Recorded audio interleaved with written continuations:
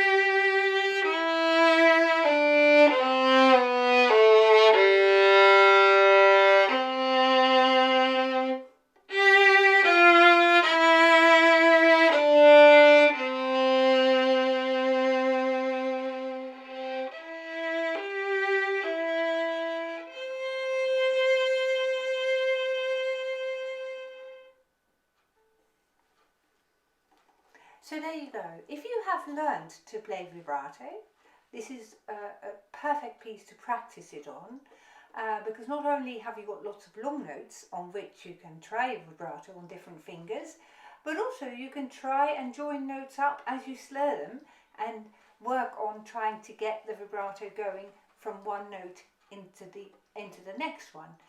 The easiest way to do that is to find a descending line. Now if you have a look at, in my part it's line 3, the last bar, you've got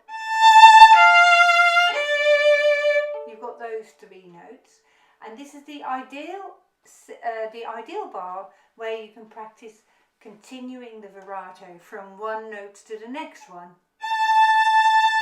So I'm having vibrato on the 3rd finger on the E string. Note how my 1st finger is already down on the string and it joins in the vibrato, you see?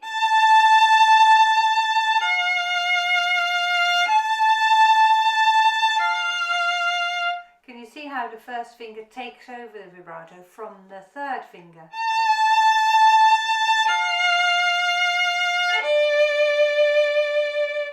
So you try to keep on going from one finger to the next with the vibrato going uninterruptedly. So you don't want to stop.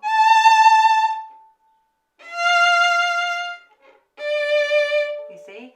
So that you get individual vibrato notes, you want to see if you can play that whole line vibrato like that. Once you get a little bit more accomplished in that, you can try that on lines that go up. For instance, where you've got lots of examples here. You see?